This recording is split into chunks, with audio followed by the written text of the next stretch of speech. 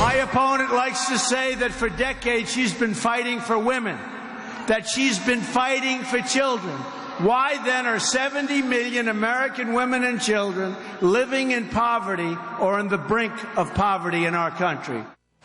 All right, that was Donald Trump at a campaign rally over the weekend, arguing that Hillary Clinton has not done enough to help women during her years in Washington.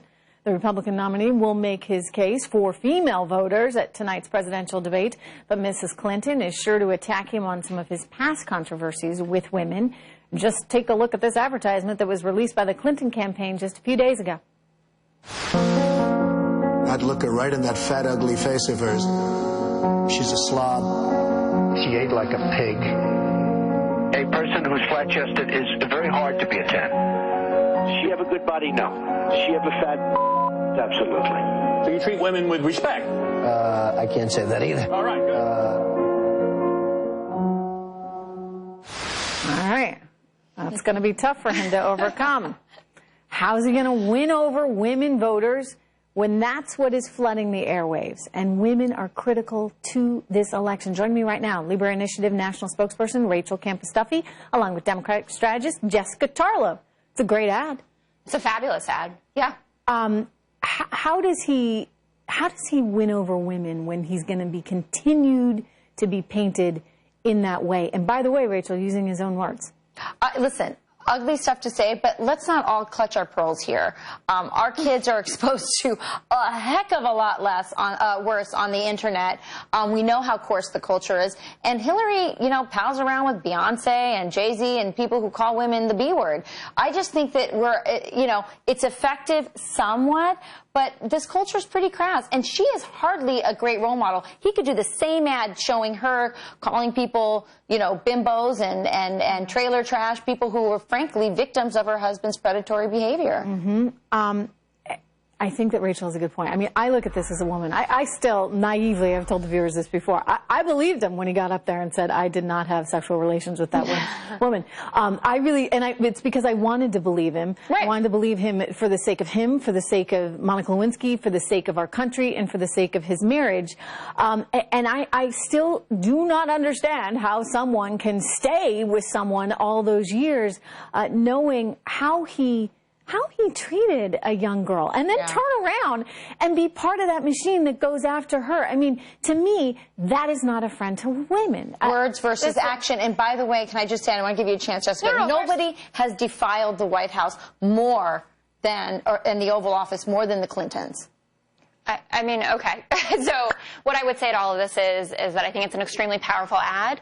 None of us are wearing pearls right now. We've heard a lot of things. We haven't heard words like that out of a presidential candidate at this point. We have a historic gender gap right now. We were just talking about this, right? He's up 19 with women. Oh, sorry, she's up 19 with women. He's up 19 with men.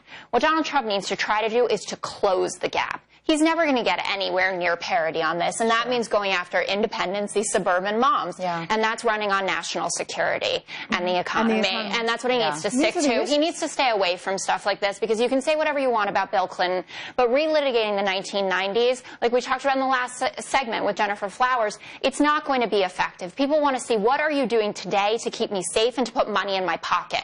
Now, why this is a great ad by the Clintons, though, just one more thing, is because she needs to rile up the base. She needs to make people more enthusiastic about her candidacy, and Democrats overwhelmingly do not like things like this, and they don't like Donald Trump's character. So this makes people think, I better get to the polls, because I don't want that kind of man in the Oval Office.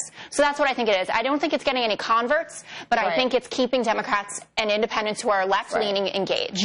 And I think the reason that I bring up the 90s is, the messenger matters, right? So if she had, a clean hand in this, I think her message would be, have more resonance. And I think when people relate it back to the Clintons, it just loses some of its power. The security thing, though, I think you're onto something. I think it's security and economy. We want to feel secure, and we want to know that our kids have a future. Absolutely. That they're not going to go to the mall and get shot. I mean, that's a big problem. Absolutely it.